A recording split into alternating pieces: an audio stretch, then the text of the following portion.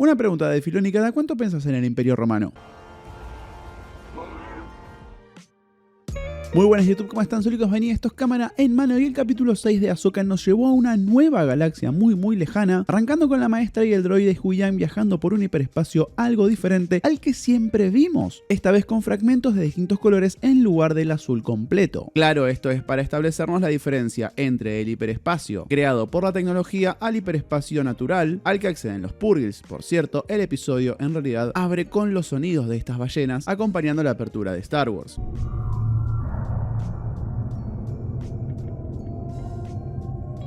Ahsoka se lamenta por no haber logrado entrenar lo suficiente a Sabine para que pueda alejarse de sus lazos y así tomar mejores decisiones, pero Huyang hace muestra de la sabiduría que le dieron los miles de años que viene activo y le ofrece otra perspectiva. Quizás Sabine sintió que no tenía una elección. Para pasar el tiempo durante el viaje, Huyang ofrece contar algunas historias de las que él compartía a los jóvenes Padawan en la Orden Jedi, y yo ahí ya estaba listo como para un capítulo que retrate una historia antigua narrada por Huyang, pero Ahsoka contesta que no hace falta, después de mencionar que de las tres partes de historia de la galaxia, la primera es la mejor, en un lindo metacomentario sobre las tres trilogías de Star Wars. Dentro de todo el universo expandido de Star Wars, se dice que los narradores de esta historia, que arranca con hace mucho tiempo en una galaxia muy lejana, son una orden llamada los Whills, pero en este momento, cuando Huyang decide arrancar su relato y usa la misma frase, nos podemos imaginar que en el futuro, él puede ser el que cuente también las aventuras de la familia Skywalker y todos estos rebeldes galácticos. Tiene un sentido especial también que Huyang abra el capítulo con esta frase, ya que de hecho todo lo que vemos en esta sexta entrega sucede efectivamente en una galaxia muy lejana. Y vamos a repasar entonces este viaje con un montón de referencias, un montón de guiños y detalles que quizás no vieron. Gracias por ese like, la verdad es que la semana pasada rompimos un récord, tiene más de 6000 me gusta el análisis del capítulo 5, me encantaría poder superar ese número y todo depende de vos. Si me ayudás dándole al me gusta acá abajo, YouTube va a recomendar más este video y va a llegar a más ojos. Si sos una de esas personas que llegó acá a partir de una recomendación, te agradezco muchísimo y espero realmente que te guste este video. El nombre del capítulo es Far Far Away y obviamente que pensamos en esto. Mira, bienvenidos a muy lejano. ¡Órale!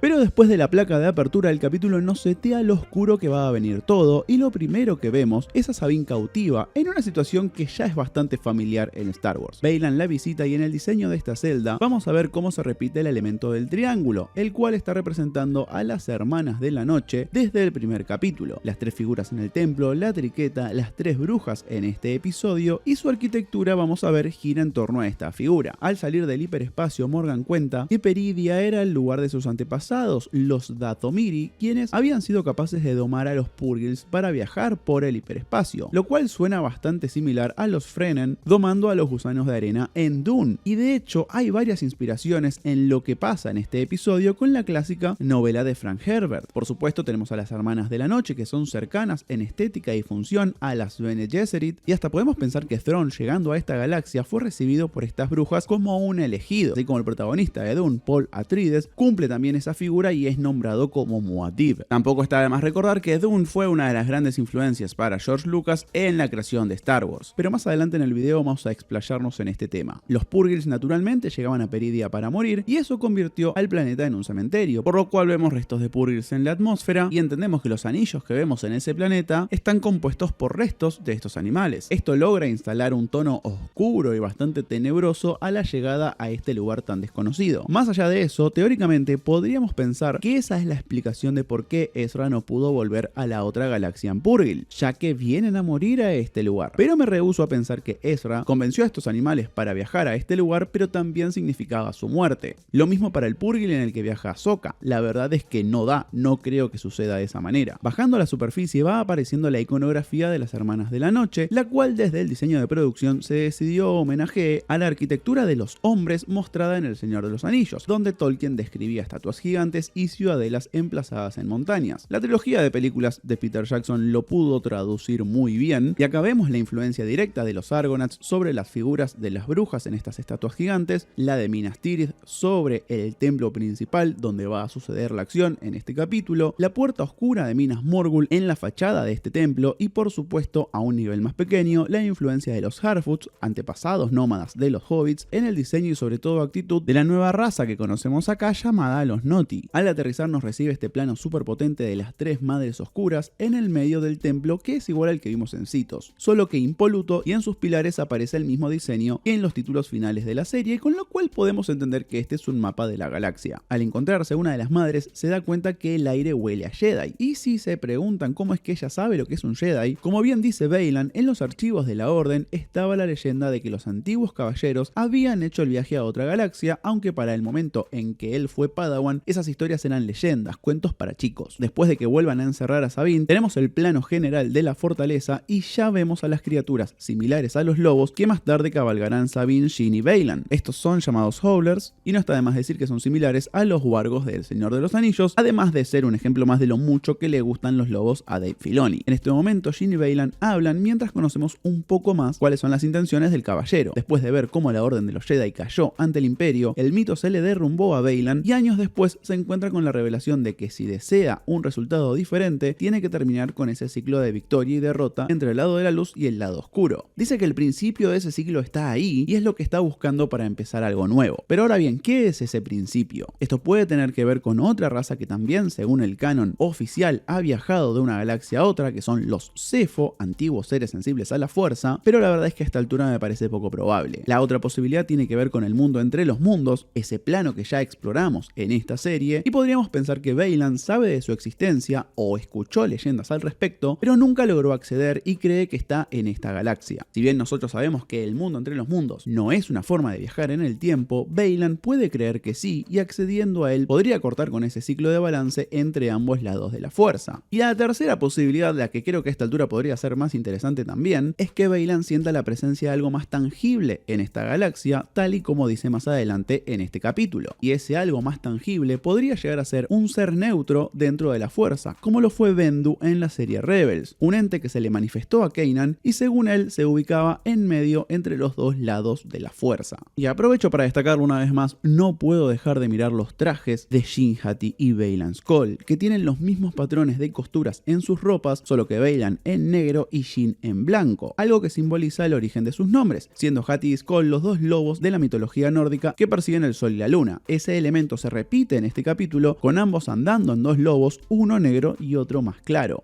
Hablando también sobre Baylan y Shin, en este episodio podemos ver cómo Baylan toma a Shin no como una Padawan clásica de Jedi, sino como algo más, entendiendo entonces que Shin es el primer paso que dio Baylan en crear algo nuevo, una orden nueva, y para diferenciar a su aprendiz de lo que puede ser Sabine o el mismo Ezra Bridger, define a esos Jedi entrenados después de la caída de la orden como Bouken Jedi, siendo Bouken el tipo de espada de práctica muy clásica en las distintas disciplinas con espada en Japón. Sabine intenta usar la fuerza para abrir la puerta de su prisión, pero el piso tiembla ante la llegada de un crucero imperial, y esta nave no es otra que la Quimera, la nave capitaneada por Thrawn desde su época como comodoro en el Imperio. Siempre se la distinguió por el diseño de una quimera en su parte inferior, que durante los años más violentos de Thrawn terminó significando el terror para cualquier pueblo que la veía asomando en el cielo. Me encantó este detalle de continuidad entre la serie animada y esta presentación, donde la nave está refaccionada en los mismos lugares donde los tentáculos de los Purgils se posaron en el salto al hiperespacio que produjo Ezra en el final de la serie Rebels. Las refacciones están hechas con un elemento dorado, el mismo que parece repetirse en las fracturas de los trajes de Stormtroopers, un efecto inspirado en la técnica japonesa del kintsugi. A estos soldados que vemos formados se los definió oficialmente a través de los subtítulos como Night Troopers, y además de las fracturas doradas también se los ve llevando piezas oscuras y telas rojas, al igual que las túnicas de las brujas que conocemos en este episodio. No es claro si los soldados que visten estos trajes están vivos o no, ya que si nos fijamos con atención, muchos de estos trajes llevan fracturas en lugares clave que dejarían muy mal herido al trooper que está dentro. Ya vimos a través de Marrok lo que la magia puede hacer a la hora de resucitar a alguien, y hasta quizás el cargamento que tan desesperado está por llevarse de esta galaxia Thrawn pueda tener que ver con esa técnica. Y ahora sí, la llegada del gran almirante es épica y nos lo pinta de una manera muy particular. Quienes conozcan a Thrawn saben que nunca fue muy cercano a lo místico y hasta hasta despreciaba el concepto de la fuerza. Su gran fortaleza estaba en la estrategia militar. De hecho, una vez que fue expulsado de su planeta natal, se enlistó en el Imperio y fue gracias a su intelecto y naturaleza de estratega que no paró de ascender en los rangos hasta llegar a ser gran almirante. Pero después de ser vencido por Ezra en una demostración gigante del uso de la fuerza y llegar a esta galaxia nueva, pareciera que Thrawn se dio cuenta que necesitaba apoyarse en este misticismo para lograr el regreso. Por esta razón, acá lo vemos casi como una figura mesiánica, con su legión de seguidores cantando su nombre y las brujas elevando su posición de poder. Y es muy interesante ver cómo los dos forasteros que llegan a esta galaxia lograron insertarse de distinta manera en este lugar. Thrawn creando un culto alrededor de su figura y Ezra terminó literalmente armando friendship bracelets con los hippies de la zona. Dentro de su legión claramente se destaca Enoch, quien aparece como la mano derecha de Thrawn, y no sé si ese nombre bíblico que decidió darle Filoni al personaje significará algo, pero su diseño es imponente, con la máscara dorada que recuerda a las usadas en el Imperio Romano, como por ejemplo el conocido casco de Reeve Chester, una pieza muy importante que ahora descansa en el Museo Británico. Vaya sorpresa. Y atención con la figura de la mano derecha de Thrawn, porque los lectores de sus novelas seguro recordarán que fue justamente su mano derecha, un guerrero llamado Rook, quien después de conocer a Leia traiciona al gran almirante y lo asesina. ¿Quién te dice que usan esa línea argumental como inspiración y Enoch cometa una locura? Así vemos por primera vez en acción real a Thrawn interpretado por Lars Mikkelsen, el mismo actor que le da su voz en la serie animada, y el personaje luce más viejo después de estar alrededor de 10 años en esta galaxia. Me encantó el detalle que en su uniforme podamos ver distintos detalles de uso. Esto en otra época hubiese sido algo inaceptable para el gran almirante, pero como en todo su plan, para poder sobrevivir tuvo que adaptarse. Sin gastar tiempo, Thrawn establece su plan de acción. En 3 días van a poder regresar a la galaxia una vez que terminen de subir el cargamento y los preparativos estén listos. Morgan menciona las catacumbas, lo cual acerca muchísimo la teoría de que en esas cajas llevan cadáveres, sean de brujas de Dathomir o de Stormtroopers muertos, para reanimarlos y usarlos como un ejército en la galaxia de origen. Recordemos que Ahsoka debería llegar a este lugar al día siguiente de estos momentos, así que hay un tramo de 2 días o rotaciones que van a ser clave para evitar el regreso de Thrawn. El villano destaca que hubo un imprevisto y es Baylan quien se hace cargo por haber traído como prisionera a Sabine. Acá el gran almirante devela que conoce el pasado del general Baylan de la Orden Jedi. Cuando el ex general dice que se alejó del camino Jedi hace tiempo, Thrawn responde que no sería el primero. Como también sabrán los lectores de novelas y cómics de Thrawn, en su juventud este tipo conoció a Anakin Skywalker y sin ningún otro recurso que su suspicacia, años después dedujo que Skywalker se había convertido en Darth Vader. En una muy buena manera de establecer la mente de Thrawn, una vez que se encuentra con Sabine, con quien tiene su historia, ya que él fue el principal antagonista de la serie que nos presentó a la Mandaloriana, el almirante le otorga todos los recursos para saldar el pacto que Baylan había hecho. Ella va a poder ir a buscar a Ezra y así es como Enoch la guía hasta una de estas bestias y ella sale por la puerta principal con sus armas y aparentemente sin ser perseguida. Pero Thrawn envía a Baylan y a Jyn tras ella para que se encarguen, aunque en realidad tampoco le importa cómo salga todo eso, ya que su mente está puesta en salir de esta galaxia.